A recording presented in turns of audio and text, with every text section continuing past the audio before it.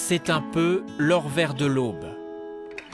Le chanvre, un isolant aux 1000 vertus et 100% naturel, et cela dure depuis près de 30 ans. Ce jour-là, l'un des porte-paroles de la filière chanvre vient faire une présentation du produit. La fibre de chanvre, qu'on utilise classiquement pour des cordages, qu'on a utilisé pour l'habillement, moins maintenant, c'est plutôt le lin. Devant lui, de futurs maçons charpentiers, tous élèves de l'Institut universitaire des métiers et du patrimoine, qui seront amenés à utiliser cet isolant, d'où le vif intérêt qu'ils expriment. Est-ce qu'il n'y aurait pas aussi une histoire de coût ? On peut être effectivement un peu plus cher qu'un matériau classique, par exemple un parpaing avec un isolant laine de verre de manière classique. On estime que c'est entre 10 et 20% de surcoût par rapport à ces matériaux classiques. Patrick Simonet et le chanvre, l'histoire d'amour ne date pas d'hier. Il est l'un des 300 heureux producteurs de la région. J'ai commencé en 99. Donc année sur année, l'intérêt économique du chanvre s'avérait intéressant, quoi.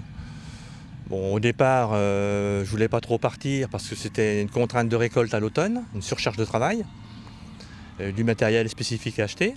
Alors est-ce que c'est une plante qui est facile à faire pousser ? Oui, schématiquement, on la sème, on la récolte. Bon, après, à la récolte, c'est un peu plus compliqué, mais entre deux, il n'y a aucune intervention de pesticides à faire, quoi. C'est une culture très très saine. 2 choses précieuses sont extraites de la plante, la graine et la tige. Cette année, la récolte s'annonce prometteuse. J'ai tiré donc l'enveloppe de la tige et les fibres sont dedans. Elles ne sont pas matures encore, elles sont à peine formées, mais elles vont être là. Aujourd'hui, si on tire dessus, ça tient déjà. Hop. Mais après la récolte, vous pouvez mettre n'importe quelle pression dessus, ça ne casse pas. Il y a des critères effectivement sur la qualité de la fibre, sur la qualité aussi de la chènevotte, c'est-à-dire la tige de la plante qu'on va utiliser ensuite dans des bétons de chaux et de chanvre. Des caractéristiques qui ne sont pas très très contraignantes, mais quand même il y a un contrôle qualité qui fait que le produit fini a une garantie d'une année sur l'autre d'homogénéité et de durabilité. Une durabilité qui séduit de plus en plus de particuliers. Ce vigneron a largement utilisé un chanvre transformé pour isoler ce nouveau bâtiment, convaincu par l'architecte des atouts de ce matériau. Ce qui m'a séduit, c'est justement l'été pour garder la fraîcheur dans les bâtiments, isolant, phonique et thermique. En termes de coût, ça vous coûte plus cher que si vous aviez pris un autre matériau ?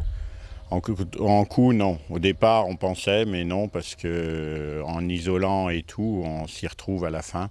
Et moins de temps pour faire de l'isolation à l'intérieur des bâtiments, plaquistes ou ainsi de suite. Voilà. Il n'y a qu'une plaque à mettre, que autrement la laine de verre, il faut la coller, il faut mettre des rails, il y a plus de matériaux à venir encore après. Donc voilà l'épaisseur de chanvre, qui est le double du bord. Donc là on est bien sur les voilà. 35 cm.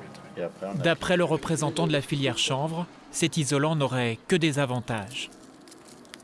La chaux permet les échanges d'humidité. La chènevotte, étant un végétal, permet d'absorber une partie de l'humidité. Et donc, ça donne un confort à l'intérieur du bâtiment qui est très intéressant parce qu'on a un taux d'humidité qui est très constant et tout à fait adapté au confort de vie des habitants. Parmi les autres débouchés inattendus du chanvre, le garnissage de portes de voiture ou encore Lacoste qui pourrait en faire des polos. Bref, cette plante n'a pas fini de faire parler d'elle.